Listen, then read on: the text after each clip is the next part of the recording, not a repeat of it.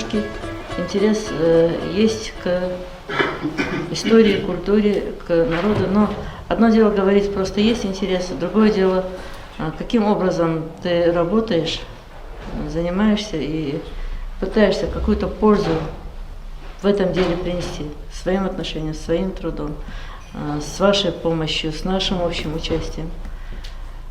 Этнография, она как наука, она существует издревле, но как наука в советское время она оформилась в 60-х годах под своим названием этнография. В 90-х годах директор Института этнологии Тишков предложил заменить и называть уже не этнографией, а этнологией. Этнография, графия – это описание, этноописание. Этнология, логос – это размышление, это больше такое аналитическое, философское. Но так или иначе этнография отдельно существовать от логии не может. И сегодня мы, когда говорим об этих науках, это этнография, этнология, антропология, и потому они как специализация существуют вместе и интегрированы.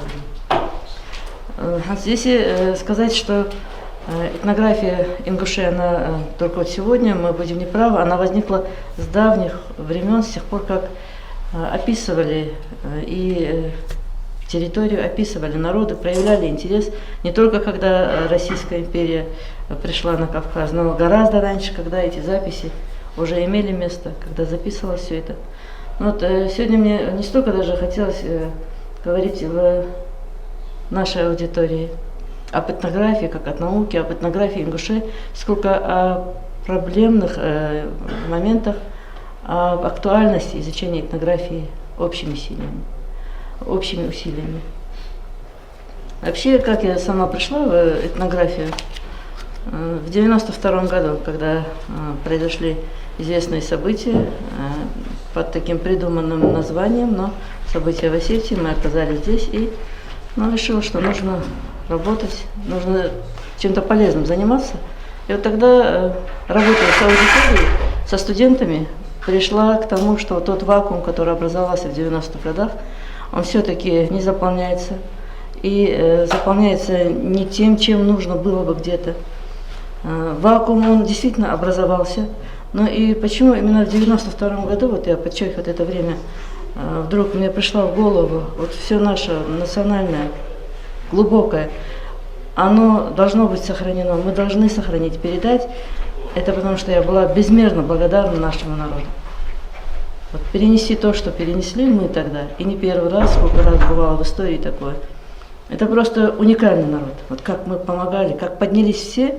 Я потом писала и статьи «Дорога жизни» Джейравского, ну и другие вещи. У нас удивительно хороший характер, у нас мужественные характеры. И вот это все нужно сохранять, это все нужно передавать. В критический момент оно в нас просыпается. То есть наше стержневое ингушское, оно в нас жило, оно живет, оно будет жить. Вот из уважения вот к тому, что я увидела в людях, вот этот человеческий фактор, он меня как бы привел, и это на самом деле так, к тому, чтобы об этом мы говорили больше, мы воспитывали на этих образах. А поскольку так немного пошатнулось, идеологическое, но не в плане того, что вот бывшее идеологическое, а молодежь была предоставлена где-то больше самой себе. Школа немного так не успевала, что ли, из-за потока людей, которые были, поток которых все возрастал в Ингушетии, 4, 5, 6 годы. Вот тогда я увлеклась больше и больше и стала обращать внимание на то, что вот в области этнографии ведь не все собирается, не все мы записываем, не все у нас зафиксировано, что вот эти наши энциклопедии, наши старики, они все больше и больше уходят от нас, а с ними уходит и огромный багаж знаний. И вот лет 10-15 уже, вот все время и без конца я работаю только вот над сбором материала. Этнография – это материальная культура, это духовная культура, это характер, это быт, это привычки. Но какую бы сторону жизни мы ни взяли, это все и есть этнография, описание. Если раньше описание заключалось в том, чтобы прийти описать там общественный быт, там, семейный быт, взаимоотношения, хозяйственные, культурно-хозяйственные типы, ну и все остальное. Но 20 век столько событий с собой принес, и описание их, и участие в них людей, и поведение в них людей, описание, все это тоже есть этнография наша. Ну вот, когда стала записывать, собирать, я просто обнаружила, что все-таки была у нас республика, была государственность. Потом мы вместе существовали. С Чеченой и Ингушетией были там свои положительные моменты, но непосредственно сама этнография, она все-таки ингушская. Во многих вещах осталась не зафиксированной, не записанными остались многие вещи. Или их записывали так вот, под какой-то общий канон, чтобы это было что-то усредненное, характерное и одним, и другим, но чисто характеризующее ингушей, их особенности, оно где-то оставалось, ну, где-то незамеченным, неувиденным. Ну, вот я записала только вот в последние годы стариков, которые сегодня ушли уже. Это и Исмурзиев Асен, это и Джейнабит Евкуров, это и Мережков Ильяс, это и Харсиев Джабраил. Вот им было под 100 и за 100 лет некоторым. Сегодня вот в нашем обществе с вами еще есть люди, которые слушали их, слышали и запоминают очень хорошо истории, которые они рассказывают. Иногда вот какая-то вот деталь, да, но потом, когда деталь наводит на мысли, потом ты подтверждение им или вот что-то касательное вот с этими их мыслями находишь уже у другого информатора. И таким образом тот массив этнографических полевых вещей, которые мы собираем, они представляют нам картину, характеризующую действительно нас, наше общество, нашу культуру. Вот, воспитывая какие-то этикетные нормы, этикетные манеры, будь то в речи, в поведении, в одежде, во всем, мы же от чего-то отталкиваемся, мы что-то зная, из этих знаний формируем свой облик, свой образ и передаем это и своим детям, и окружающим. Я не скажу, что вот все те понятия, вот, которые я собирала, над которыми работала, я могу один в один там, воспитывать в своих детях, они тоже поддаются и влиянию времени, и средств массовой информации, и современности. Но есть вещи такие стержневые, которые характеризуют нас. А чтобы это не растерять, очень актуально сегодня собирать вот этот материал, этнографический полевой материал. Вот я когда определяла для себя тему защиты, кандидатской, потом докторской, я для себя определяла, вот, какие факторы наиболее нам характерны и что нужно больше сохранять нам, самих себе, чтобы сохраниться как народ, чтобы не поддаться влиянию вот этого времени, в котором мы живем с вами. И таким образом вот, в своей работе «Национальное самосознание ингушей. Этнокультурный фактор» я определила 3 необходимых столпа. Это семья и семейный быт, это этикет семейно-общественный, это праздничная культура. Вот в них, на мой взгляд, все-таки сохраняются те важные моменты, которые сохраняют нас. Ну вот у меня была такая розовая мечта, но думаю, вот, пройдет защита, а потом уже начну работать над монографиями, над материалами, чтобы рядом быть с учителями, с коллегами. Я тоже работала в школе, начинала со школы. И помочь им в формировании каких-то внеклассных мероприятий, занятий, которые они проводят в плане воспитательной работы. И в первую очередь вручить им всем книги по вековым устоям ингушской семьи. Ну, вот первую монографию, исходя из своей докторской работы, я сделала «Вековые устои ингушской семьи». Здесь у нас идут разделы о формировании личности в семье, вообще о семье, о семейном быте в прошлом. Это и до 19-го, 19-20 веках. Потом культура воспитания детей у ингушей и на что обращали внимание. Потом традиционный свадебный обряд.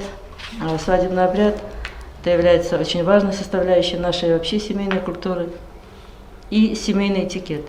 Если посмотреть на семью как на маленький институт, как на государство в государстве, то в семье формируется личность, которая выходит потом в наше общество. И вот какую бы сторону мы ни взяли, все начинается с семьи. Ну, вот, я сделала эту книгу и оплатили мне ее по всем школам Ингушетии. Мы раздали эти книги, раздали в библиотеки районные, республиканские. Ну и сказать, что вот только вот заниматься одной семейной культурой или еще чем-то, это значит заниматься этнографией, это тоже будет неправда. Этнография это в целом это весь мир. Вот сегодня я смотрю, вот вы собираетесь, очень приятно ваше общение. Руслану я показывала встречи, которые я дома у себя провожу. Не каждую пятницу, но именно по пятницам я собираю круг интересных людей дома у себя. Это бывают и поэты, писатели, художники. Последний раз, чуть больше месяца назад, я собирала музыкантов. Наша культура, она и в музыке. Есть этномузыкальная культура, есть этно-декоративно-прикладное искусство. Мы с вами говорить о себе самих можем, исходя из самых разных областей. Ну вот, когда собирала музыкантов наших, как раз Рая Евлоева была, мы вообще-то для Раи Евлоевой собрались, по-моему, я тебе этот вечер показывала, да, на записи? Это музыканты, те, кто играет на струнных инструментах. К сожалению, у нас вообще один только остался человек, играющий на скрипке.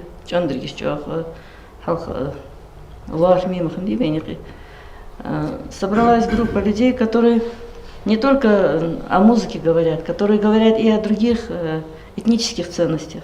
И за столом вот таким образом у нас и интересные идеи возникают, и за круглым столом, именно национальным, собираемся, общаемся и тоже приходим вот к каким-то интересным проектам, идеям. И таким образом вот на протяжении 3-4 лет вот этих встреч пришла к тому, что можно было бы создать, и стала руководителем регионального отделения Общероссийской организации этнологов, антропологов России. Пока еще мы не начали работу такую активную, это только вот мы оформляемся, начинаем думать о задачах, которые стоят перед нами, как мы все это будем реализовывать. Ну, вот, не знаю, интересов много, но самое сложное это сегодня собрать людей, заинтересованных в сборе полевых этнографических материалов. Вот у каждого у вас, наверное, дома есть и старшие, есть интересные люди. Вы слышите иногда интересные мысли, идеи, касающиеся исключительно вот ингушской культуры. Но вот услышав, получаете удовольствие, но забываете, оставляете. Ну, на завтра, потом запишем, вот кому-то об этом скажем. И все это забывается, уходит, и мы не возвращаемся к этому. Вот было бы хорошо, конечно, если бы можно было организовать группу. Именно не просто встречи, но и записывать интересные вещи. Если есть интересные люди, именно старшего поколения, люди, которые обладают такой хорошей памятью, помнят рассказы и недавнего прошлого, и те, что перерассказывали. Хорошо бы все это фиксировать, записывать и где-то собирать уже и выстраивать. Потом на их основе появляются уже и исследования. Но для того, чтобы исследования проводить, имея записи прошлых времен, современной ситуации, легче анализировать, сопоставлять и приходить к каким-то интересным таким вещам. Но вот в этом плане этнография – это живая страница истории вообще. Ну вот, был у нас тут на Кавказе Башир Далгат, слышали о нем, наверное, да? Он жил среди ингушей во Владикавказе. Он записывал многие вещи, касающиеся нас, но опять же они выходят в книгах под названиями там, общими для разных народов. Ну и начнешь работать, допустим, ингуши в трудах Башира Далгата. Так подумала, вот сейчас вот начну только этим заниматься, но опять, если ты сидишь только над исследованиями, не успеваешь собирать полевые материалы, тоже время уходит. И мы уже вместе, объединившись, там несколько человек, начали работать над материалами, которые собирал Башир Далгат, и себе уже говорим, как бы, ну не только себе, а тем, кто будет читать, что это все исследовано именно в наших краях, что это полевые материалы, которые собирались в Горной Ингушетии. Но таким образом приходится как-то вычислять и из тех материалов, которые были изданы и в прошлые века, и собирать то, что у нас имеется в библиотеках, собиралось, писалось, но до сих пор до нас не дошло, потому что мы не можем их найти. У нас работают люди в архивах. Есть интересный этнограф в Санкт-Петербурге, Лейла. Простите, Мака. У нее сестру звать Лейла. Мака очень активно работает и большую пользу приносит. Бешеных Газика у нас собирает материал очень интересный. Да, Киев, ну, о них вы, наверное, и сами знаете. Но вот, имея то, что имеется в архивах, собирая их, мы должны очень активно работать сегодня над сбором полевых материалов, живого материала, который имеется еще у нас сегодня. Вот лет 10-15, может быть, ну 20 лет. А потом я боюсь, что уже и собирать не будет интересно, и будет ли что собирать. Почему я говорю, будет ли что собирать? Но в советское время, вот как я сказала, вот когда мы были вместе, целенаправленно, вот сказать, что во всех селах, везде работали этнографические экспедиции, мы не можем. Практически по этнографии, вот как таковых целенаправленных экспедиций не бывало. Этнография – это как музыкальная культура, национальная кухня, народная медицина, общественный быт, взаимоотношения. Там очень много различных направлений, по которым эти материалы нужно было собирать. И это сегодня показало бы нам, какой багаж знаний несла все-таки наша национальная культура. Но таких экспедиций, таких сборов материалов я не наблюдаю. Были фольклорные экспедиции, были языковые, там, лингвистического характера. Но все это, не знаю, каким образом это сегодня можно будет сделать. Мы говорили с ректором университета. Я имею понимание в университете, в научно-исследовательском институте. Но я думаю, вот вашими усилиями вместе как-то сообща могли бы к чему-то прийти. Или как вы смотрите на этот вопрос, на этнографию? Мне интересно и вас послушать. Как вы вообще понимаете этнографию? Почему необходимо сегодня, я так считаю, и считаете ли вы, собирать больше материала этнографического характера? Вот в прошлом году вышла вот эта книга «Ингуши». Она вышла в Москве. Составителем тут являются Мартазанов, Богачиева и Соловьева. Но здесь мы просто принимали участие в работе над этой книгой. И говоря о том, что важно сегодня собирать и насколько необходимо работать, мы когда работали над этой книгой с Макой, мы просто были не столько удивлены, мы просто были озадачены тем, как много всего остается неисследованного, как много нам еще нужно собирать, как много нам нужно работать. И просто руки связываются, когда нужно и полевой материал собирать. А по большому счету нужно больше людей, заинтересованных, людей, этнографов, просто воспитывать, собираться и организовываться для поисковой работы, для исследовательской. Ценна Дарья Асхоловна, то, что ты занимаешься этим направлением, для нас это на самом деле было, это большая польза для нашей молодежи. И мы, молодежи, честно говоря, от чистого сердца хотим выразить свою признательность тем, что вы занимаетесь этим, несмотря на то, что вы параллельно и мать, наверное, и жена, и работаете. Вот, поэтому огромное спасибо. Это во-первых. Во-вторых, я хотел бы задать два вопроса. Первый вопрос. Состояние вообще ингушской этнологии, каково оно? Что там исследовано, что там не исследовано? Какие направления как бы оставляют желать лучшего? Вот как бы хотелось бы, чтобы вы как бы расписали состояние. То есть все ли собрано, все ли проанализировано? Это первый вопрос. Второй вопрос у меня такой немножко будет посложнее. Он связан с тем, что это наука о прошлом, это наука о том, что было вчера, или же она способна еще экстраполировать на будущее, какие-то выводы давать, определять какие-то закономерности, эволюцию развития народа, обозначать особенности его мышления, его подход к принятию решения, его способность интегрироваться в коллектив, в команду в решении проблем. Вот об этом вот, как два вопроса. Спасибо.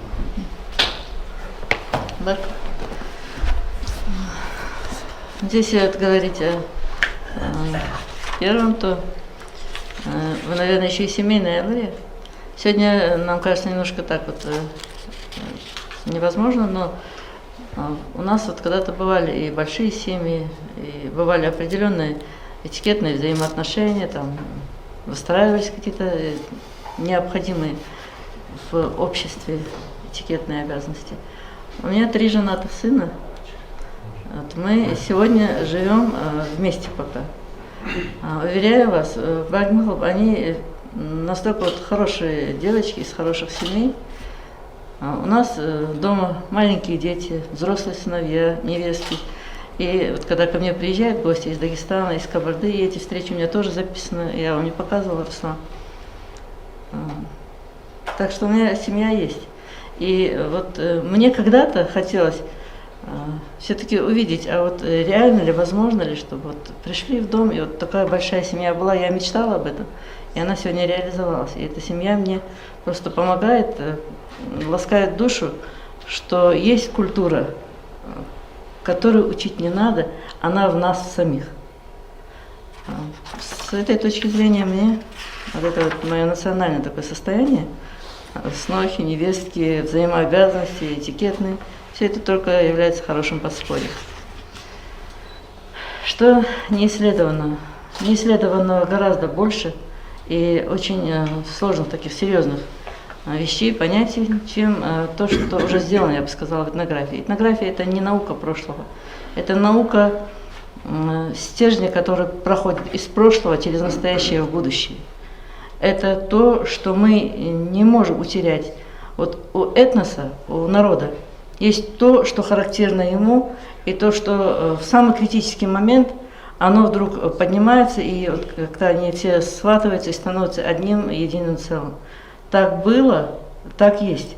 Но вот, чтобы так было до конца, мы все-таки должны знать, кто мы, откуда мы, знать и историю, знать происхождение. Вот как раз-таки вот в этой части мы с вами подходим к тому, что до сих пор еще остается вопросом. Это этногенез, это и история древнего периода. Вот вы правильно очень сказали, Базуртанов, по-моему, сказал, глубже 17 века не хотят копать. Вот эта вот древняя история, она является нашим фундаментом, которым мы сегодня практически занимаемся, то ну, так вот, время от времени, но так вот, что профессионально, глубоко, мы должны заниматься этими серьезными периодами нашей истории. История как этническая, так и политическая. Этническая история, она является для нас фундаментальной. Есть вопросы, которых вообще не касаются наших исследователей. Мы не растим в этой области, нет среди нас этих исследователей непосредственно. Мы не направляем, не отправляем в этом плане. В этнографии остаются большие пробелы, остаются большие белые пятна, над которыми работать еще нужно. Не только вот такие вот серьезные вещи, о которых я сказала, но и вопросы хозяйственно-культурных типов. Вопросы даже вот, если мы возьмем хореографии, музыкальной культуры, вот какую бы область мы ни взяли, может быть, не столь сложные, вот, как предыдущие некоторые вещи, но очень много вопросов еще не исследовано. И просто знать это необходимо. Без этого нам как бы дальше никак нельзя. Если говорить о национальном, о своем, о своеобразном, о национальном, как самобытном, то это надо знать, о чем мы должны говорить, а для того, чтобы знать все это, надо исследовать и растить этнограф в этом плане. Нужно нам и фиксировать те процессы, которые происходят сегодня. Это раз, первое. И второе, вот я, когда еще с моего общения с тем же Верснаком Газиковым, он высказывал очень много таких идей, что большая часть истории ингушей, большая часть истории, она хранится вне республики, она хранится в разных архивах, в том числе зарубежных, и в немецких архивах, и в лондонских архивах, и в Армении, и в Грузии. 1,5 года назад сюда приезжала известная ученая наша, вот мы вместе встречались с ней, это Мария Царева, да, очень интересный человек. Вот почему бы нам как бы не стараться акцентировать свое внимание на том, чтобы собирать тот материал, который вот хранится в мире, в том числе вот, да, вот Мария могла бы стать человеком, которым очень много интересных работ на сегодня пишет, пользуясь теми архивными данными, материалами, которые хранятся, скажем, в Париже в Национальной библиотеке Миттерана. Вот такой вопрос. Спасибо. Пожалуйста. Марет очень интересный исследователь. Она была у вас в центре, да? Да. Удивительный исследователь, умница просто. Ну, вот я об этом просто меньше говорю, потому что думаю, что они уже сказали об этом, наверное. И Марет Цароева, и Мака Албагачиева, и те, кто у нас находится за пределами, они собирают, они работают. Работают в тех краях, где они находятся. Когда приезжают, они обязательно привозят для нас, интересующихся, для исследователей, то, что они собирают, может быть, не все сразу, но стараются делиться с нами, передавать и работают. Но другое дело, что у нас очень много архивов, очень много музеев, где мы до сих пор не работали, куда наши руки не доходят, и об этом очень внятно, очень глубоко и постоянно говорит Берснат. Другое дело, что я говорю о том, что живя сегодня вот здесь, у себя в своем обществе, имея рядом этих наших монстров, наших стариков, это кладезь наша, нам бы не потерять вот эту связь, нам бы записать, успеть то, что они хранят в себе, а мы даже не подозреваем, уходят они, и вот сколько стариков ушло уже, вот мы вслед им думаем, вот, сколько всего они знали. Фиксировать то, что сегодня происходит, как мы сегодня с вами живем, это просто архинеобходимо, это очень важно. Это и есть этнография живая, вот когда мы пишем, фиксируем, праздники мы сегодня отмечаем по-своему. Лет 10 назад имевшие место мероприятия, уже сегодня их нет. 20 лет назад на моей памяти вот то, что было в похоронных обрядах, в свадебной культуре, сегодня этих моментов тоже я уже не замечаю. Вот я была у бацбийцев и записывала у них похоронные песни, ну, вот, которые исполнялись плакальщицами. Я просто буквально не знаю вот весь текст, когда она этот текст выговаривала, знала, что она оплакивает маму, что она нана, нян, кейкиш, нян, хестеш, ещерс в ярках. Но вот на моей памяти эти плакальщицы были у нас вот, лет 25 назад, это еще было в культуре. Это постепенно все уходит и уходит. Вот совсем недавно на одном из похоронных обрядов я услышала, когда женщина, независимо от себя, она тихо плакала и выговаривала целый текст. Ну, вот я просто отошла в сторону, вы извините, вот когда отвечаю. Но вот в этом тексте она буквально вот путь этого человека как бы раскладывала, вот каким он был. И это было в нескольких сказанных словах, но даже это же уже уходит. Но это просто нужно было бы зафиксировать, как это было, вот как сегодня стало и как потом будет. Все ведь меняется и очень быстро меняется. И будет интересно потомкам нашим. Вот, к примеру, вот когда я была у Исмурзиева, Хусейна, старика нашего, которого недавно не стало, вот он, отвечая на вопросы, улыбнулся и вспомнил, как наш предок, Мяртишкер, когда поднялись к Мяртире, к святилищу, он, говорит, там сказал, Виловен, Хозиарцус, в идеал Хамадитхуэ, то есть мы ж твои, Яшсан. Но я была поражена, когда я год назад у бацбийцев услышала ту же формулировку, когда они говорят «Тихти, шалух чханди», мы не у идеала просим, а мы говорим «Ну мы ж твои, Яшсанди», в идеал Хамадитху, даже формулировку сохранили. Я это не потому, что вот сегодня это, просто вот вещи, которые вот повторяются, видите, эти бацбийцы, когда они запомнили эту фразу, они ее сохранили, она у них есть и сегодня. Вот когда-то вот наши обращались, вот так наши предки. В идеал Хамадитху, это лет 100 назад было. А сегодня бацбийцы до сих пор эту формулировку сохраняют. Ну просто из-за этого потом уже делаешь какие-то выводы, что, как, да почему меняется. А фиксировать нужно, чтобы сохранить вот этот образ сегодняшней жизни.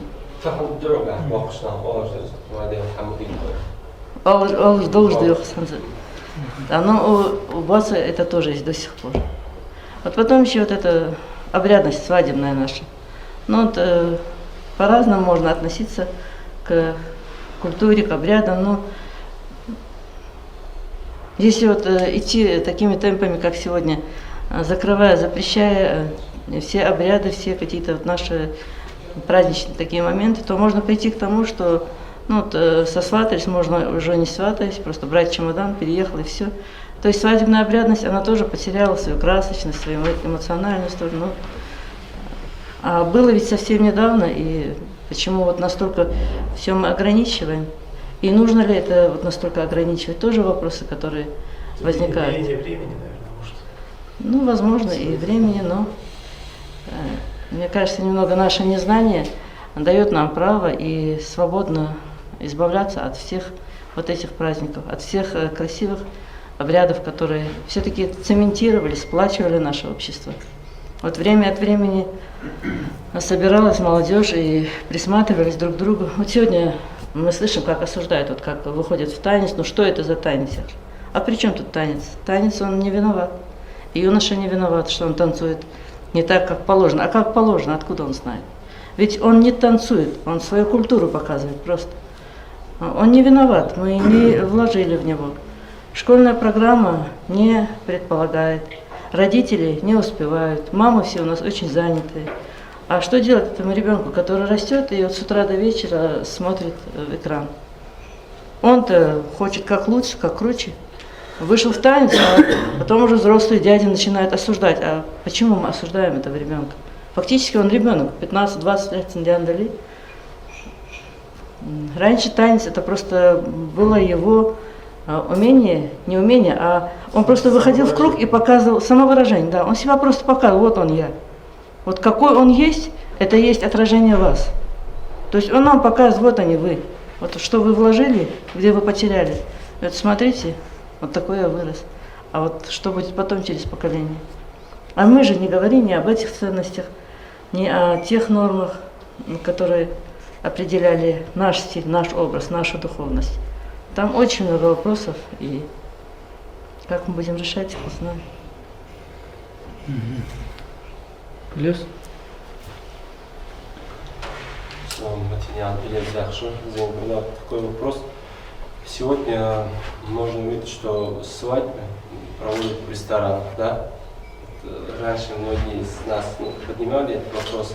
И вот если проводить свадьбы в ресторанах или в отдельных уголках, можно, как сказать, может ли это повлиять как-то на свадебные традиции, обычаи, или ваше мнение по этому поводу хотелось бы узнать?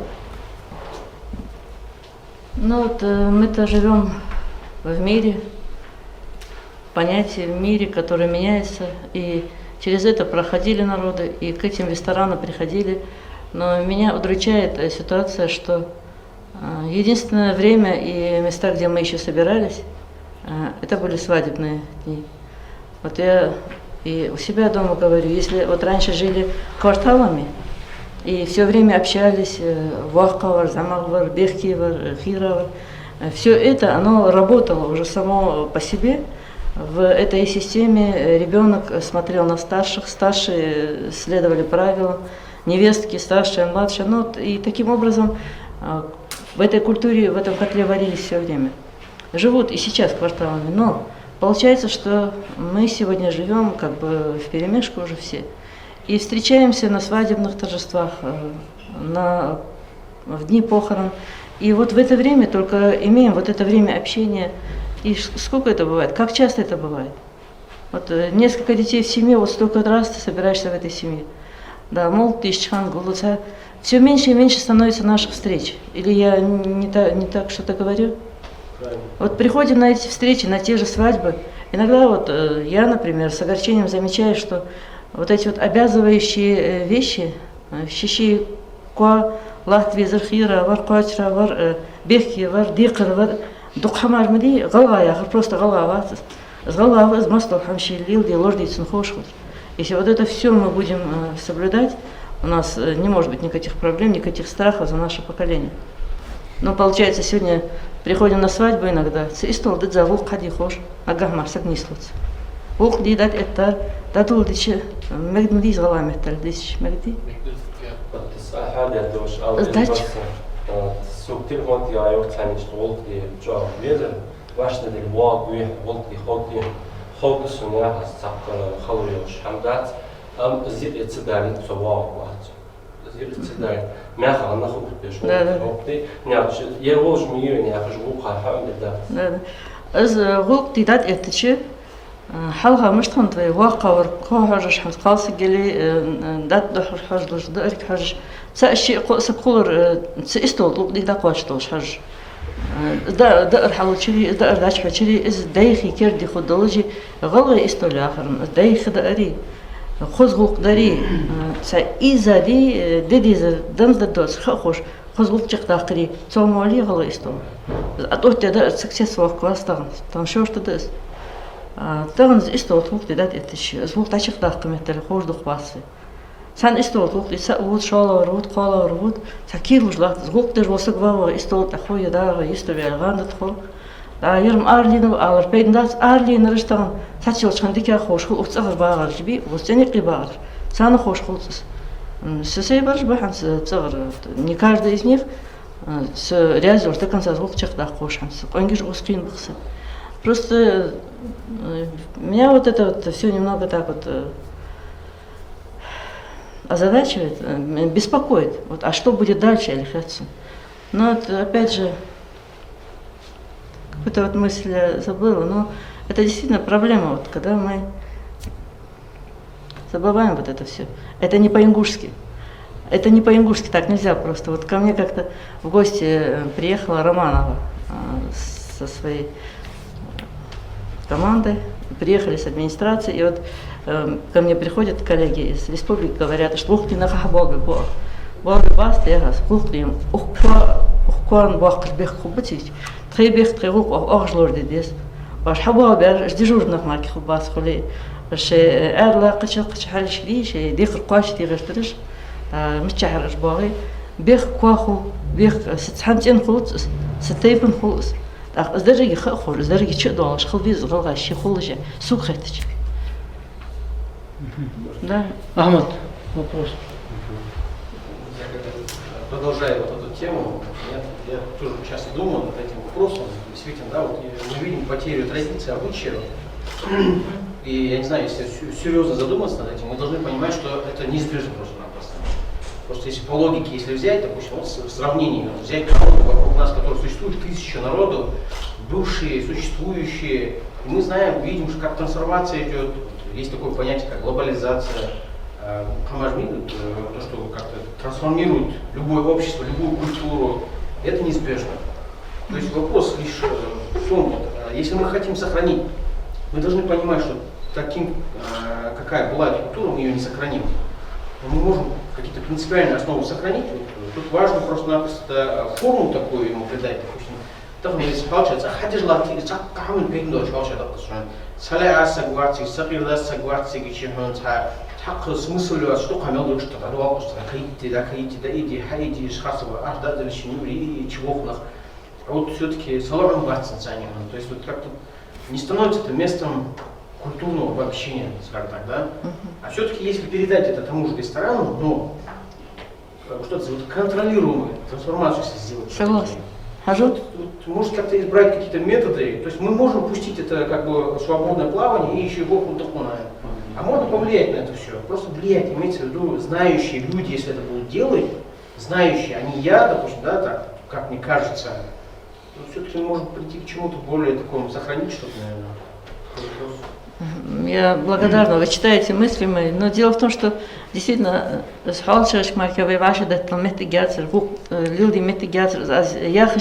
я сразу думаю о том, что раньше, вот когда, лет 50 назад, 30 назад, готовились к свадьбе за несколько дней, собираясь, вот, обсуждая, обставляя, за несколько дней вместе собирались, а сегодня бегом только в день свадьбы бегут на эту свадьбу. Не отдыхают ни хозяева, ни гости, никто, и свадьба не свадьбой стала. Ты об этом, да? Да. Никакого удовлетворения от торжества. Другое дело, что сегодня, когда у нас почему-то стали запрещать, лоздожди, кадарди, тем не менее, в новом своем выражении появились ведь какие-то и развлекательные моменты. И исполнители, и на сцене все это исполняется в тех же ресторанах. Но опять же, когда приходят и в те же рестораны, от этого шума, от этого пения, тоже где-то не слышат друг друга. Вот какая-то неконтролируемая такая ситуация происходит. Была я на свадьбе и в ресторанах тоже. Я думаю, там все-таки это все должно быть продумано. Это может быть из-за неконтролируемости все. неконтролируемость, да. Может быть, как раз-таки должна быть как раз какая-то комиссия, этнографическая группа, лаборатория, которая работает, которая должна все это продумывать, должна все это через себя пропустить, понимая, что было, что осталось, какой результат мы имеем сегодня и дома. Рекомендацию такую сделать ресторану. Что мы имеем дома сегодня? Если переносится на ресторан, то перенести, даже перенося, понимать, что эту свадьбу переносит в ресторан ингушская семья, что это ингуши переходят туда. То есть тут не должно быть копирования там, европейского варианта, там, других. Нужно с учетом своих особенностей, опять же. Не так, пускай на самотек. Зайнаб, вот по поводу, какая-нибудь в республике ведется у нас работа с детьми, там, условно говоря, с 5 там, по 10 класс, чтобы какие-то форумы, встречи по этнографии. Я почему спрашиваю? Потому что мы, когда учились, с нами, мы вели такую работу, с нами наша классная, мы выезжали там в горы, там, в лес ходили, то есть там что-то делали, то есть на семинары какие-то посещали, там Малгобеки, например, проходили несколько раз, мы рисовали там башни, то есть быт описывали, какие-то вот такие вещи. Вот сейчас ведется такая работа, и вообще есть ли, может быть, план или что-то, какая-то группа инициативная? Вот. Вот, вы знаете, тем, кто работает в школе, это виднее, но просто наши учителя и руководители школы, они просто молодцы. Воспитательную работу они ведут с учетом наших культурных особенностей. Насколько они собирают там этнографический материал, тоже пытаются. Мы же знаем, что есть конференции, на которых они собираются, со своими результатами приходят. Но вот насколько целенаправленно, как все это систематизируется, как это обрабатывается, насколько целенаправленно эта работа поставлена, тут уже, конечно, вопрос остается открытым. Потому что вот выступили на конференции, там отложили папку, пошли дальше, ну и... Я имею в виду дети, да? То есть с детьми ведется классные работа? руководители работают. Угу. Именно по этнографии ингушской? Работает, потому что описание, собирание нашей жизни, рассказы о нашей жизни, это уже этнография. Угу. В этом плане работает, я думаю, директор школы есть, он может... Вы же сами директор школы. Здесь нет, вот здесь рядом, я брат? Который? Да. Да. Вот рядом сидит директор, говорит, нет, еще раз нет, да, пусть он прокомментирует. По-моему, мало в школе. А что, разве нет работы у вас? Есть работа, но не до такой степени, но я не понимаю. Начиная с 25 августа и кончая концом июня. Игорь Мархамястов Кешкова. Да, это выезды. Фактически трёлью выезд мечая. Памятники выезжать до, более, ну ладно, но 2 поездки у нас было. Появляется поездка. Да. И фактически все эти поездки, вот, все должны организовать мы. Мы своих учителей туда посылаем. И опять же, посылаем как? Самых опытных учителей, которые задействованы и на ЕГЭ. Опять же, я акцентирую, внимание, на ЕГЭ. Из ЕГЭ бахандуложи фактически на что-либо другое хаячу в школе. Балдышадаях. Из-за этого ЕГЭ не дополнительно что-либо. Есть там начальный класс, более-менее. И то из-за того, что вот с 1 по 4 класс лишь начальный класс, учитель хлора, с интересом, как будто бы она их вторая мать, второй отец, революция класс. Начиная с 9, 10, 11 класса, фактически придется остановиться дежурный, мотик, сухря, изве, яд. Все, внимание, вот последние 3 года на ЕГЭ акцентируют.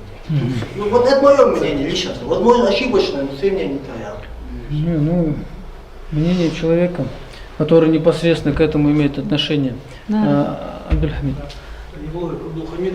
У меня вот такой я в школе учился тоже в Ингушетии. У нас в то время было вот такое мероприятие. Оно проводилось каждый год, где-то 6 класса по 11 хлорус. Называлось «15 сестер». Раньше у нас республика были. И вот это как конкурсы такие проводили, распределялось между классами каждая республика, и эти дети должны были сами подготовить, что они там, национальные блюда, танец, рассказы, одежду они должны были пошить ее, сделать. Я как в то время активистом был, я как бы занимался Старался. этим, да, очень много это было. И каждый год это повторялось, потом в течение 3 лет то, что было, это как бы собиралось, фотографии, все это развешивалось, и потом еще между ними еще конкурс проводился. Вот было бы неплохо вот сейчас в школах, не обязательно, это сама школа должна это делать, вот какой-то круг создать, который бы этим занимался и проводил бы эти конкурсы. И дети сами бы этим занимались, и сами бы искали информацию, может быть, какую-то вы ей предоставили. Заинтересовать. Вот, да, и проводить эти конкурсы. И в то же время, в 98 году, по-моему, это было, или в 7-м, я первая, по-моему, школа была, Слепцовский был, и там у них тоже вот, примерно, не то же самое, но примерно такое же было вот, конкурсы.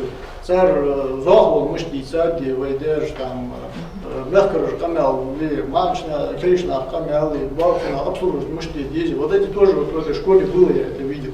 Вот как более комплексно это сделать, и ваше мнение. Очень даже неплохо. Хожу, я почему сказала, что вот в школах проводится.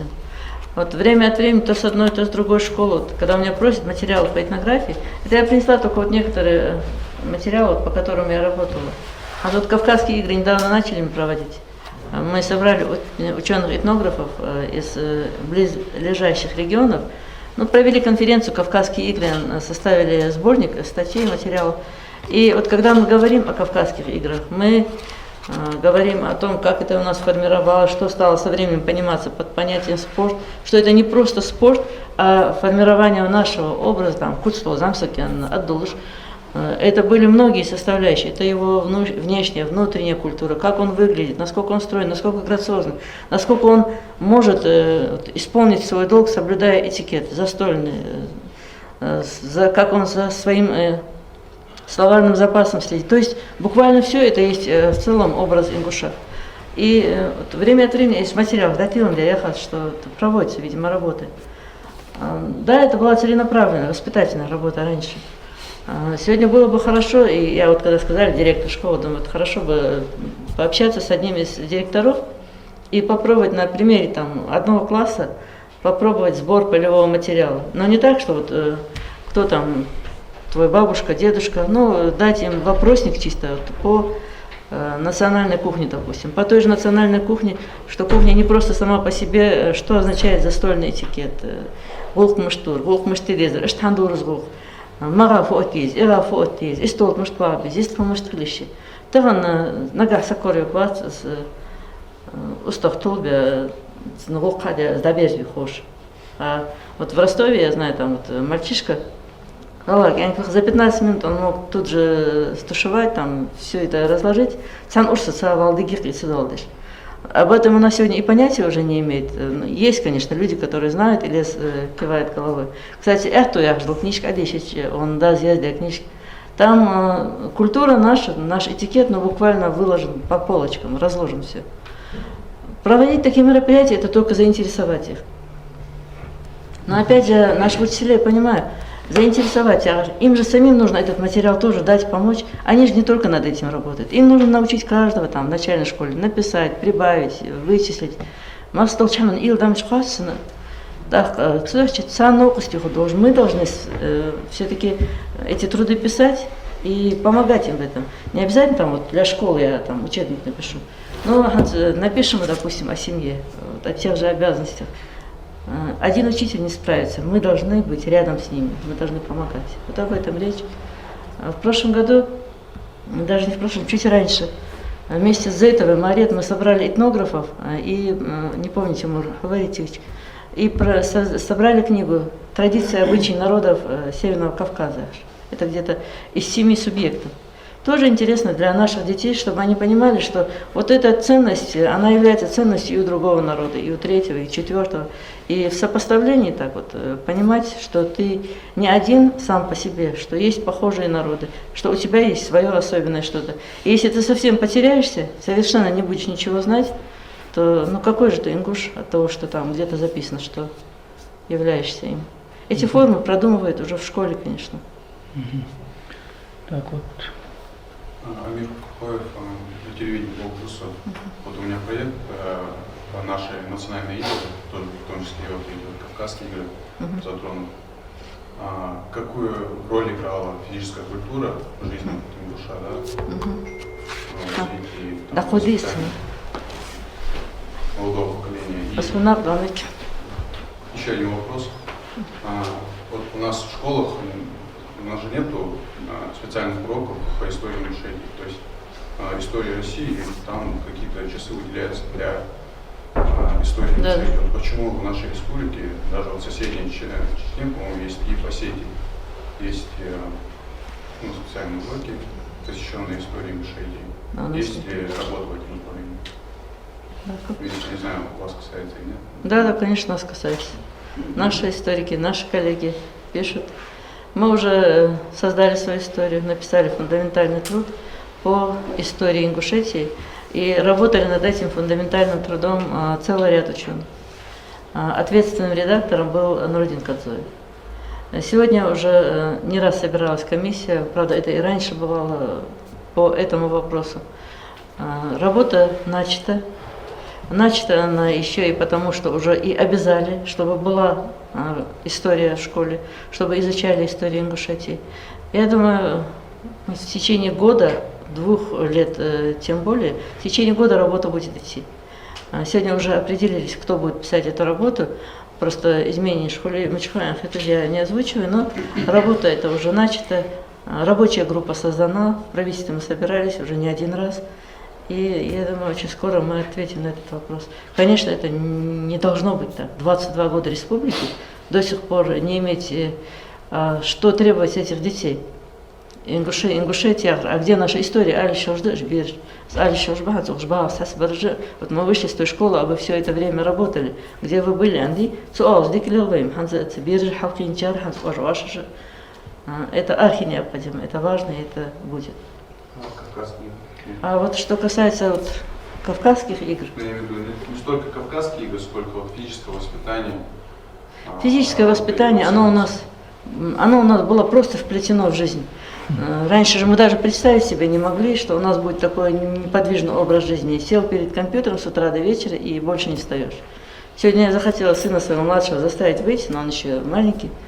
Так он вышел из планшетки, ушел за задний дом со скамейкой и часа 2 сидел. Я же на улице, мама их цвета. Вот ему улица, планшетка в руках. А раньше это и трудовое воспитание, это физическое воспитание. Это все время дети, начиная с 3-4 лет, ребята вообще бывали рядом с мужчинами.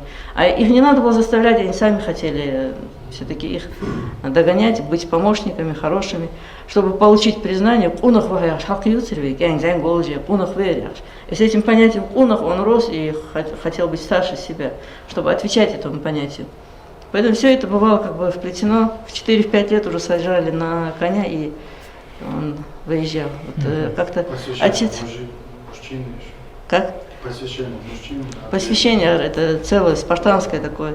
В 13, в 14, в 15 лет. Вот я вспоминаю, было в Греции, хотя почему мы должны о Греции, греки могут говорить о нас, мы довольно древний народ, когда проходили через испытания юноши, и попробуй они там звук произнесут, как они просто не считались мужчинами и не проходили вот этот экзамен. Ну вот в спартанских школах вы уже это читали, знаете, да? Если бьют, они не должны были ни слова, ни звука произнести, они должны были выживать, они должны были сами себя обеспечивать. То же самое было же и у нас. Вот если вы читали Краснова «Физическая культура и спорт», книжка.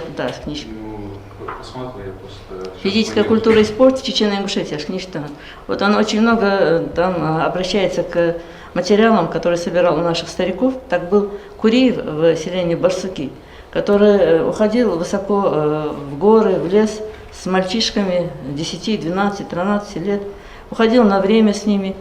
Они должны были сами себе там пищу добывать, они должны были сами себя обеспечивать, там, стирать, заниматься, бегать в гору, из горы, там, переходить через реку, вброд, обратно, плавать. То есть все это было, и это закаляло характер. Вот отец мне, например, говорит, что вот он в 4 года, в 5 лет, он помнит, как его, один из братьев, старший, просто бросал в речку, а там другой подхватывал, чтобы его не унесло водой. Но и они не противились этому, они наоборот считали своим долгом доказать, и этот характер формировался у этих маленьких мальчишек. Я как Об этом- читал вашу статью, там, по-моему, в 1832 году в Тбилиси состязание было между ингушами и грузинами Да.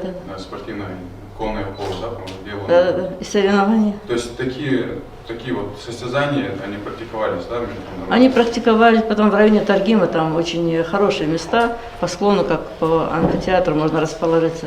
Ну, на этом просторе перед Хамфи там огромное пространство, где скачки устраивали.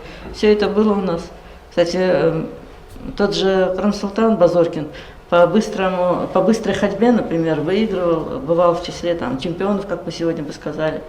А о том, что наш Евлоев из селения Цори вообще назывался Львом Кавказа, там, это вы тоже знаете. Были разные виды состязаний. Это и быстрая ходьба в гору, с горы, там, плавание, черик там поперек переплыть. Вот у меня, например, был, ну, я это еще не была, у них вот Зарахов, Ахарчах, что у нас Вахса. Когда с Казахстана вернулись домой, через быстрое течение реки он должен был по прямой просто переплыть, и он это делал на высшем уровне. А сегодня попробую заставить там 40-летнего переплыть по прямой, несмотря на то, что идет поток.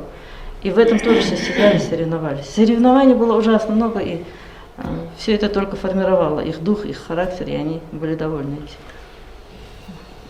Ты все-таки хочешь задать? Все-таки задам его. Задай. Зайнаб, вот я предлагаю подойти к этнологии с точки зрения вот экономического анализа. Вот те социальные институты, о которых мы говорим, это ТЭЙП, это семья ингушская, Белхиева и Хан Шамаджа, как бы вот с точки зрения экономического анализа, они возникали в условиях непосредственно запроса. То есть само время их рождения диктовало. То есть, например, тот же ТЭЙП – это фактор безопасности, это фактор обмена информацией, это фактор, когда ты можешь заручиться поддержкой, это фактор репутации твоей самой и так далее.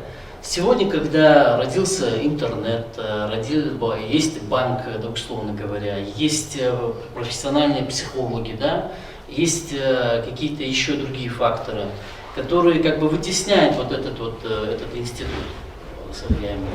социальный институт, о котором мы говорим. Вот не слишком ли много этнологи причитают и значит, плачут над гибелью этих институтов? Может быть, пора смириться с этим, а подумать о том, что какие бы выработать принципы по формированию новых институтов, понимаете, которые отвечали бы тем условиям, в которых мы живем. Мы живем в России, мы живем в 21 веке, здесь совершенно другие условия, другие это. Вот есть понятие, что статистика – это наука о мертвых цифрах. Вот я поэтому не зря вам задал с самого начала вопрос, что этнология вот в том виде, которую я вижу ее, что это плач ученых о уходящих традициях и так далее. Вот не стоит ли немножко это, по-другому подойти, вот сказать, вот, ребят, все это прошло, собирались мы, был у нас Халча. Вот я понимаю, что все, что я сейчас говорю, это не популярно сейчас. Сейчас, наверное, мне кто-то там затылок. Это точка зрения по регулярному. Да, это точка зрения, моя точка зрения. Кто-то смотрит криво на меня сейчас. Но тем не менее, это реально это условия, вот, в которых мы живем. Вот для того я говорю о том, что, уважаемые ингуши, все, пришел 21 век. Это все было позади. Из этого всего мы делаем вывод, мы определяем принципы, мы определяем траекторию, мы определяем закономерность нашего дальнейшего развития. Мы все это учитываем и думаем о будущем. Вот слишком много приходящих сюда гостей, я имею в виду культурологи, этнологи и так далее, посвящают время вот Силхани ют в Масан, Хуани ют Шисагуацк. Вот как экстраполировать опыт вот того, что вы накопили. Я не говорю, что это, я еще раз говорю, это колоссальный потенциал, то, что вы вот аккумулировали в своих трудах. Я думаю, я просто о другом говорю. Я говорю о том, что нам пора вот это вот знание проецировать на будущее, думать о том, как спасать нас, потому что завтра, если будет очередная склока политическая, не то что репрессии, здесь все что угодно возможно, да, когда мы видим, что в 21 веке два братских народа, Украина и Россия, сейчас дерутся как кровавые враги, да, друг с другом. Куан флот ничего не ходит. Абохта чхана, цану чхетер пшош, абохта вот я буквально вчера читаю стенограмму КГБшную, там один отчитывается. Они верили действительно, что вот если бандиты, вот эти Хочубару и остальные, которые в горах прячутся, если они сдадутся, то их тут же вот весь народ с Казахстана вернут. Я сейчас о чем говорю? Я говорю, что мы не застрахованы, я говорю. Давайте сделаем так, что это поставим науку на службу народу, на службу будущим поколениям. Ваши комментарии по этому поводу? Супер. Да. Хороший вопрос.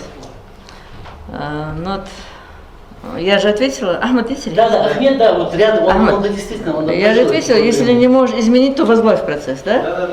Но при этом я совершенно уверена, в любых катаклизмах, как в 92 году, всегда должно быть сохраняться вот то, за что я буду гордиться, Галгайдовой.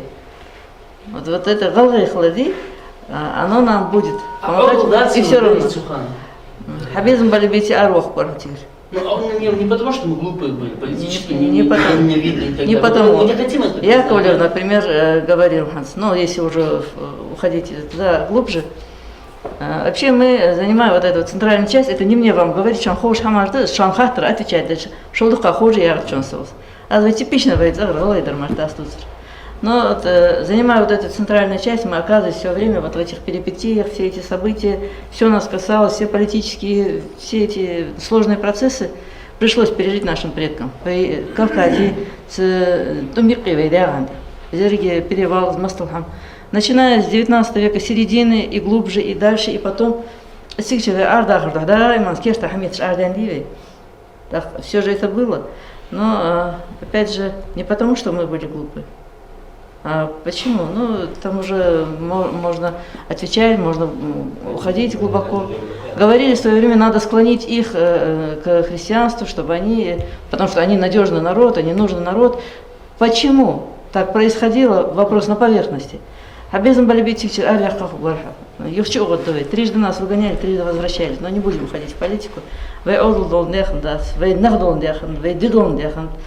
Айдар дол озыш, звожиш гахи, я да шит энергия чухнде аляха. Вы издедонде, вы галгайдонде. Куда бы мы ни выехали, Ханс, там, где аспаждук по работе, лишь метик вниз.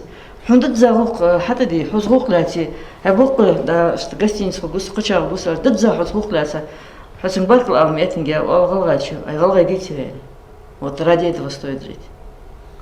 Нет такого человека, который будет отвечать перед всей планетой и будет высококультурным. Человек должен перед конкретной культурой нести ответственность. Вот эта культура его сформировала. Вот эта мать, которая у нас является высшей ценностью в ингушском обществе,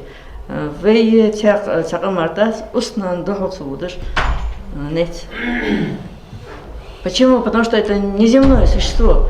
Если женщина с бусл денхамаш ценностей идут сухонды, осторожничаю, حلقي سك بصوب دنس غلغي أمس دك إيه جوجل دайнани есмал да вторую что сказать. Если она воспитает 3 хороших дочерей, эти дочери, они воспитывают народ.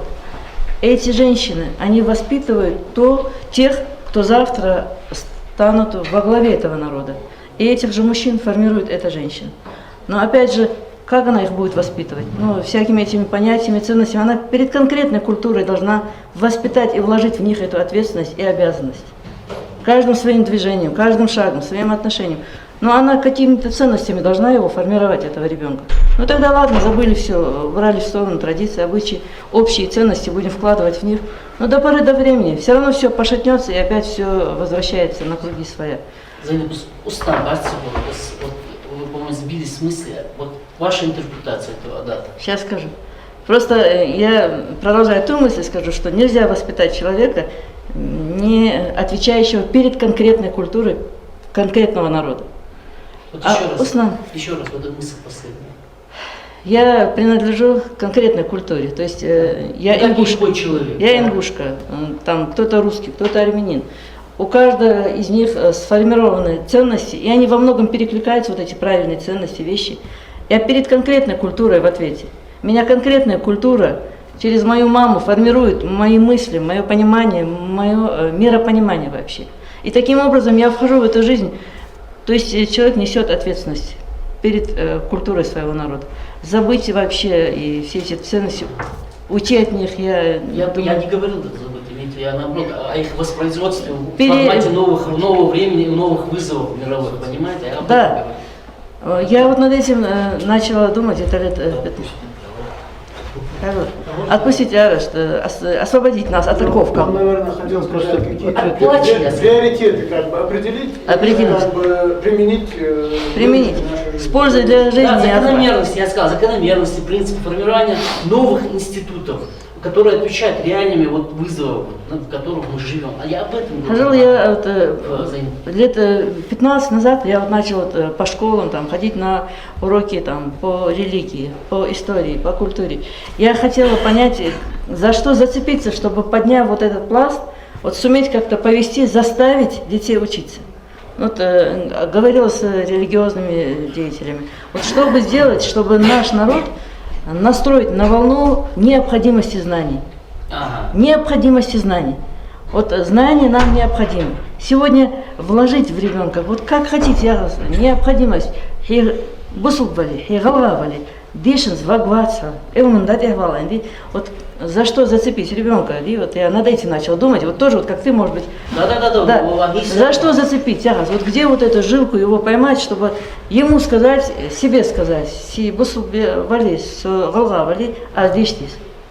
И вот когда я говорила об этом на одной лекции, вот, студентка зашла, потом, вот, когда все вышли, говорит, что унзар хамарда, адусар, а что тазян ряхсунзар. Я просто сказала на тот момент, когда получили эту священную книгу, освоить 3% этого Корана не способно было население. Я и сегодня говорю, что остается огромный потенциал в этой священной книге, и чтобы быть до конца мусульманином, ты должен получать знания. Каждый день полученный без знаний – это потерянный день. А если ты мусульманин, то должен иметь эти знания. Вот возьми, собери все эти мысли, выстрой и пойми, я говорю, что я говорю о том, что ты должна через знания полюбить, я говорю, религию, полюбить все эти ценности, о которых ты мне сейчас хочешь рассказать. Я тебе говорю просто то, что должна была от тебя услышать. Но опять же, я не нашла понимания, мне сказали, ты немножко не то ищи, а вот как ты тоже над этим думала. Но не избавляясь, сохраняя, и мало того, еще четче соблюдая вот эти ценности, уважение к старшим. Приумножая. И потом вот, чтобы это были, если он ингуш, то он классический, это вот он, ингуш, вот он мой брат, это вот как-то приехал один человек по просьбе кого-то, книжка хашта, да, ну вот я не говорю там о нашей стороне, нас там все время одевают, там как одеваться, что одеваться. Тут он является в сланцах, на босу ногу, в спортивных брюках, расстегнута пуговица, ну там о ней говорить не нужно, и галаймут пахабудш. Аллаху яхас. Так, и цувусу, аля, я быстро ему отдаю книгу, зашла и пишу статью. Вот, можете ее в интернете прочитать. Путь от черкесски до футболки. Что с нами происходит? Да, я согласна, надо продумывать, нужно думать над тем, чтобы вот не требовать от нас, и от нас тоже, и от вас, а именно предложить варианты, чтобы сохранить национальный стиль, национальный характер, национальный этикет и в той же одежде. Предложите модели, работайте над этим. Ведь если бы мы соблюдали те каноны, мы бы укладывались бы в тех требованиях, которые предъявляют нам сегодня. Это было бы усредненное, но вполне устраивающее любого гражданина из нашего общества. Да, конечно, над этим надо работать, но при этом что сделать, чтобы сохранить эти традиции, обычаи? Вот я вот над этим думаю всегда. И дома, и везде. Устанец поняла. Узнание. Важно, можно ответить? Не, ну все народы меня спрашивают, я думаю, Тимур, все спрашивают, почему, это же дико. Узнание. Нас, конечно... Второй народ. Народ, так, еще. Узнание. Да, просто вы в процессе вот этого монолога сказали, что есть два народа, у которых есть этот адат, избегание. У адыгов тоже есть такое. Ага. Вот очень хотела бы вашу лекцию услышать. Вы читали лекцию, да, по математике же? Нет, он у нас очередник, то есть мы его собираемся пригласить. Я приду, хорошо, на Да, эту хорошо. встречу. Мы Я все время отвлекаюсь, поэтому я извиняюсь. Речь идет о этноматематике, вот наш брат занимается этой проблемой, мы его в следующий раз пригласим обязательно, он у нас записан. Да. Хожу, вот, конечно, немножко так чревато, когда вот столько мужчин говорить вам. Говорят, портится мужчина, портится семья, портится женщина, портится весь народ. Женщина – это столбовая фигура, но женщина, которая знает свое место, женщина, которая знает свою роль. Я говорю о женщине, которая глубоко осознает это, и от нее зависит очень многое. Есть и второе, что тоже первое. Мужчина – ум, женщина – душа.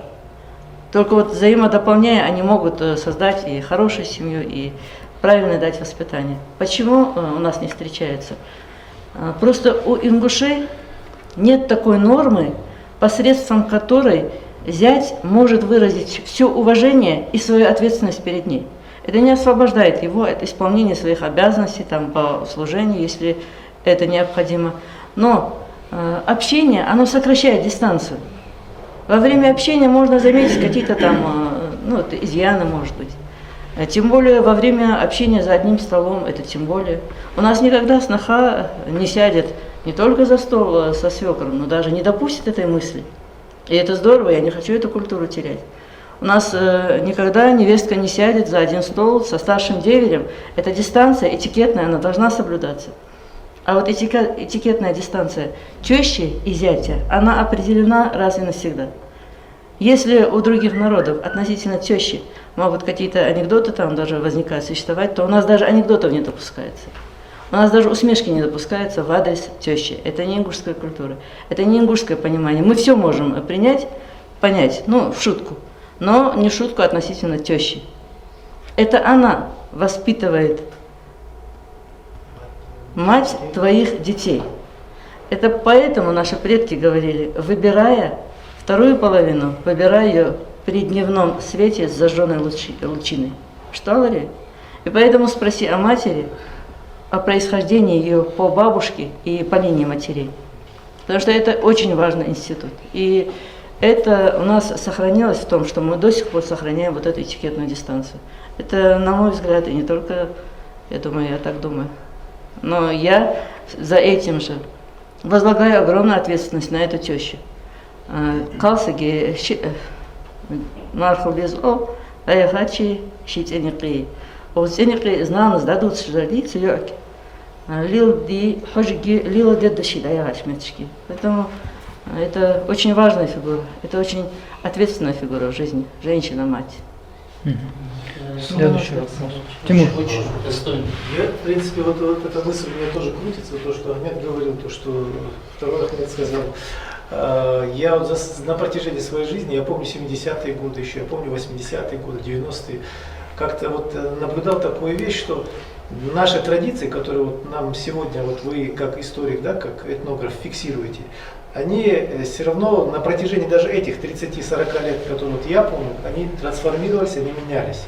Я помню время, когда любой взрослый человек, старше меня, дед, там какой-нибудь сосед, мог пройти и сделать мне замечание, если я там где-то неправильно себя веду или другому моему сверстнику. И это воспринималось как норма, и мои старшие, наоборот, поощряли такое поведение со стороны других. Сегодня этого нет. И многие традиции, которые сегодня у нас появляются, они появляются тоже вот как-то спонтанно, случайно, вот в результате кризиса, в результате разных внешних факторов. К чему я вот так подвожу? Любая традиция, она продукт своего времени. Да. Вот есть дух народа, а есть форма. Традиция – это форма, она в любом случае производная от духа. Она соответствует вот тем веяниям, требованиям времени, в которых народ в данный момент находится. У нас был обычай, который до сих пор существует, там невеста выходит замуж, ее надо нагрузить, там ездили тогда в Ригу, в Москву, покупали вещи, потому что тогда реально купить мебель, купить ковер, купить там швейную машинку было серьезной проблемой. Сегодня в этом необходимости нет, но мы по-прежнему тащим этот обычай, чтобы вот нагрузить эту полную машину туда, тех вещей, которые по большому счету сейчас тащить смысла нет. Нету необходимости нам, вот как Ахмед сказал, тащить те обычаи и цепляться за них, как вот за некую какую-то вот сверхистину. Это всего лишь производное от духа. Сохранять нужно дух. И чтобы этот дух в нужное время мог давать нам новые традиции, новые обычаи, новые правила, которые вписывались бы в современную жизнь. Потому что жизнь, она диктует свои требования каждую минуту. И если мы будем тащить старое, постепенно все равно у молодого поколения будет отторжение. Почему у нас девушек активно стали воровать последние 10-15 лет? Потому что норму платежа, Колым, то, что у нас платят, ее подняли выше крыши, чтобы заработать надо либо наворовать, либо нахалтурить. Мы с вами одинаково озадачены этим. Вот я же вам уже открыла свой секрет, что я ходила по школам, что общалась с религиозными, с кем я только не говорила. Давайте вместе найдем этот ключик, который заставит наших детей учиться.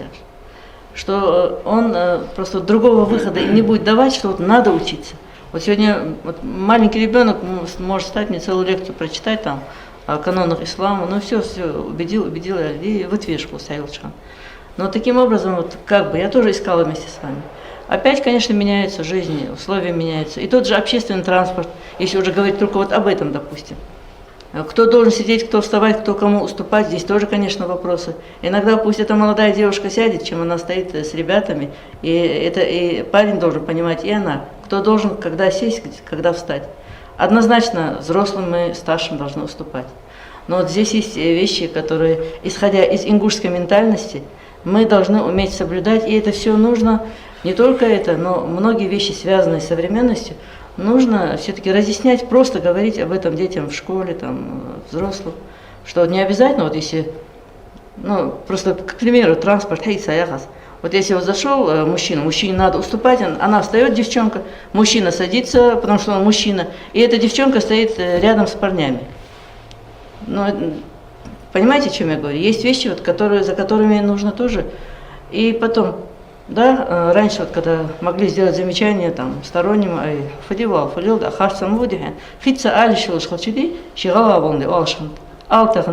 кто запрещает?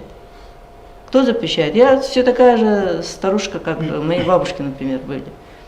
И вот когда на лекцию ко мне приходили, между собой студенты говорили, если будете нормально себя вести, что культурно деколи, с ней проблем не будет. То есть, оценка знаний, это все рядовое, это все приобретаемое, приобретенное. Но вот это наше культурное. Есть вещи, над которыми надо думать. И, необходимость этнографической лаборатории, это я ее так называю, она существует, да. Но менять наши ценности, вот основные вещи. Их, наоборот, надо объяснять. Сохранять дух, но не цепляться за форму, вот я имею в виду, что... Да. Ну и умыкание. Умыкание, оно стало таким уже, что называли традицией, обычаем. Какой-то обычай, какая-то традиция. Ведь и раньше, вот почему я говорю, что свадебный обряд – это самое важное наш столб. Раньше, прежде чем заключить родство с семьей, общались молодые мужчины узнавали друг друга, девушки знали друг друга. Нускучахты, мярвежи, боғажи. Все, во время этого происходило знакомство определенное. Люди узнавали друг друга. А сейчас что получается? Старики шли один раз, второй раз, и третий уже. 3 у нас всегда символическое было такое. Еще маркетса боғажки сократилось, допустим, но только приглашая духовенство, приглашая старейшин, уважаемых людей, которые становились гарантами силы этой семьи в будущем, заключался союз. Ведь это не просто 2 человека встречаются. За этими 2 людьми идет огромный пласт родственников. Ведь мы-то чем сильны были всегда. Вот если фильм смотрели «Ингушский монолит», я, правда, говорила, что это запись Герти Андерса, но там проходит эта мысль. Соединяется 2 человека, это не просто 2 человека, это 2 тейпа. За этими тейпами родственники, за ними еще круги. За ними по линии матери, по линии отца, это столько обязывающих институтов, и их образование в одну семью, это есть соединение, закрепление родственных связей еще. В Уфе Колян Качелс, мы не роднились, это мы знаем, да? По линии матери, отца, там, бабушки, дедушки. И это цементировало нас. Вот эти родственные связи цементировали нас. А сегодня что? Тогда у нас было 20, сейчас у нас 500 000, все равно у нас больше. Но все равно, мы же все равно связываемся. Хутаган дохи урагнян хан эцо санты бнейцукра. Видите? И попробуй за столом где-то окажется родственник или однофамилец твоей жены, ты ингуш. Ты хочешь, не хочешь, могиляться, вах, бас. Ты же все равно станешь, уйдешь. Ты же все равно подвинешься, уступишь. Где бы ты ни находился, в поезде, в самолете, в Америке, ты свои установки, как ингуш, ты знаешь, и ты не знать не можешь. Никуда от этого ты не уйдешь, Тимур. Точно так же и другой. Переступать мы просто не можем. Если мы научимся переступать, просто... Крайне. Зейнаб, ну, вы как представитель официальной науки, да, здесь в этой же комнате был Кукухоев Гаслан, и на прошлой неделе был Ахриев, потом был Гандаров Магомед. Вот они Умница, топонимика, да? Да, они Супер. рассказывали, как бы, ну, со своей точки зрения, некоторые вещи вот, из истории решений. Вы с ними вот, вы изучаете вот, их труды и Общаетесь ли, да? да, общаетесь, и вообще вот, какое у вас мнение именно вот, о народных, так сказать, самородках? Я с огромным уважением слушаю этих людей. Гандаров — это вообще кладезь, я считаю. Топонимика — это такая наука удивительная. Она как раз-таки без всяких каких-то доказательств может просто вот, вести за собой по этим. Уверяю вас, вот если в этнографии мы собирали бы материалы, вот ты сегодня займись сам. Извини, что я на «ты» обращаюсь, ничего. Вот начнешь работать, собирать материалы у бабушек, дедушек, вот где-то услышишь фразу, все, ты сам удивишься, как расширяется все-таки твой багаж, а потом уже сопоставляя с другими знаниями, тебе открываться будут другие тайны. Каждый человек уникален по-своему. Вот от того, что ты там в официальной науке или нет, я вот, например, с вами общаюсь не как из официальной, просто как рядовой человек, рядовая ингушка. Просто А нет ли, мне интересны их мысли, мне интересны их идеи, я читаю их вещи.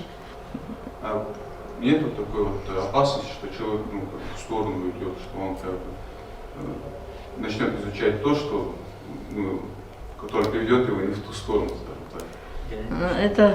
Эта опасность существует, но опять же человек имеет Ты имеешь в право виду работать псевдонаука, Ну, да? псевдонаука, да, Эзотерика, вот это. псевдонаука. Да. Сегодня очень много таких вещей, если вы знаете, и учений разного характера. И это тоже имеет место быть. Что мы из этого берем, что мы, с чем мы соглашаемся, а с чем не очень, это тоже дело, по-моему, каждого. Ну, Тимур, тогда ты хотел задать вопрос, просто крайне да. или резюмировать ты хотел? Я хотел вот одну деталь добавить, просто вот то, что... Я тебе предлагаю резюмировать даже. Нет, давай я все-таки свою мысль закончу. Вот, такая живая, больная проблема на сегодняшний день, ни для кого не секрет, у нас очень растет демография. У нас огромные семьи, 10 детей, 5 детей, это никого сейчас этим не удивишь. Ни для кого не секрет, что многие эти семьи, уже эти дети, они уже и не дети, они доживают до 40, до 50 лет, они не могут создать свою семью, именно из финансовых. Они работают, они трудятся. Я вот работаю по 5-6 работ, я до сих пор еще свою квартиру, пока свое жилье не имею.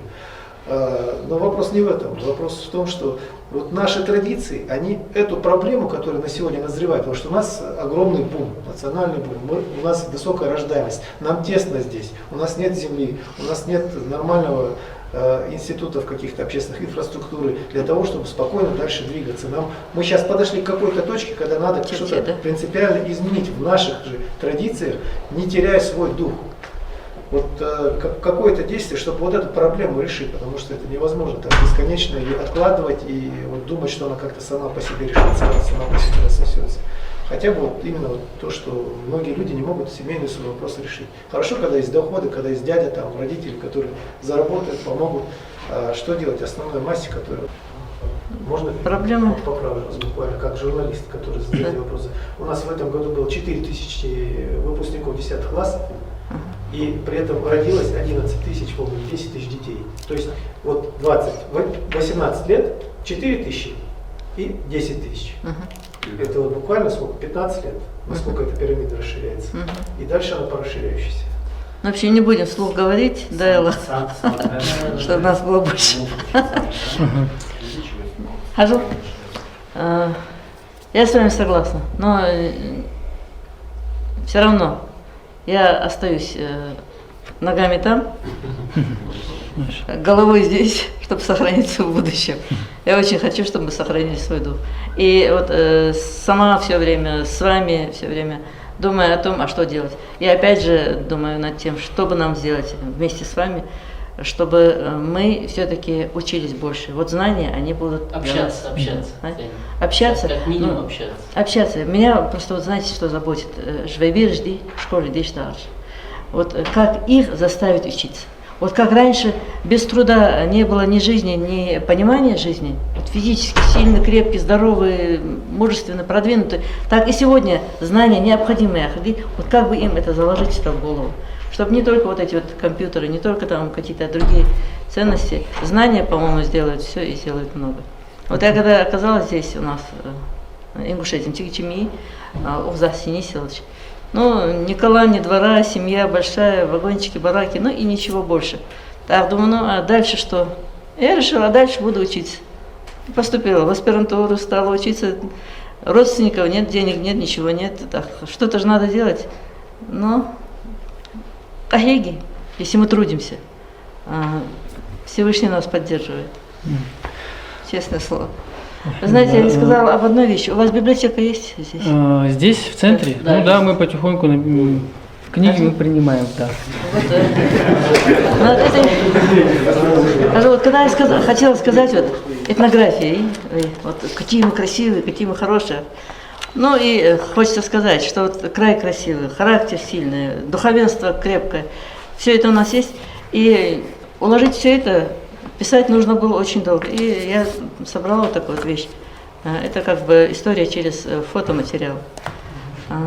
Этнография, она и через фотографии иногда может нам много очень сказать. Вот если кто-то эту книгу видел, вот здесь образы наших предков. Так, этнография, в фотографиях она сохраняется не только в этих костюмах, не только во взглядах, но в их осанке, в умении держаться.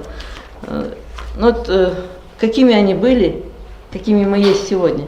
Вот одеть там спортивную футболку, шапку там, ну неважно, ах, главное дух у меня там есть. Ну это же 19 век, я так понимаю, да? Это и 19, начало 20-го. Здесь, в общем, я оставляю, здесь я дала и исторический ракурс. Через фотоматериалы мы иногда можем для себя открывать информацию какие-то вот, черпать, о которых, может быть, даже не задумывались. Вот сегодня вот, те фотографии, что привозят из архивов, тоже очень много нам могут сказать. А тут мы привыкли считать, что вот, там трехножный столик, вот где-то мы видим что-то. Ведь они килята в стол, в шудат кокок ба, замик стол.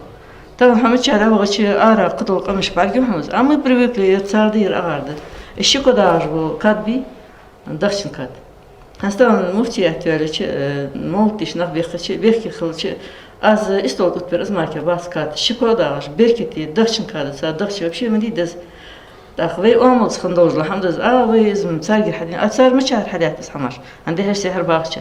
В раскопках нашли, а потом копию сделали. А раскопки мачахани. Шиндей мачах бяха, шин ареал мачай. Потоманимики гандару гладуху, мел гяндал, мел орды. Пегас, дэрс, ахас, гаттас, истолц, дукч хамс, дэ свои дух или молевицу, сандешься, вы омут сархам. Старый хамдез дез, вы хакили. Сара бех кластахам. Анс мохтам беже эсимах бу садул бирш. Ахандулаш, дэрги фялгиш эсимах талида. Мачатвай эсимах тали фялгиш. Мачатвай галга метали фялгиш. Зефялги садырги ускерч ашлу цивицан. Халганан локшхан юштаган сун сенхат эсимах тали маркес ашлади. Дианан хатхун дутшхан хамаш. Гейти шутар кыдар судук хамар дутсар. Таган издас, а таган долждол хамса згаски мет згаски омса сади. Дух мечаханс юхсосги цинчи цибири цимбех бац зачи цинчи мал ходож азгала вол ходож бейны беваш галгайдали что вещь халкивой. Почему так танцуют аж передачи, я не буду танцевать. Это не они виноваты, не эти дети. 20 лет я говорю, это дети. Это наш продукт. Так же?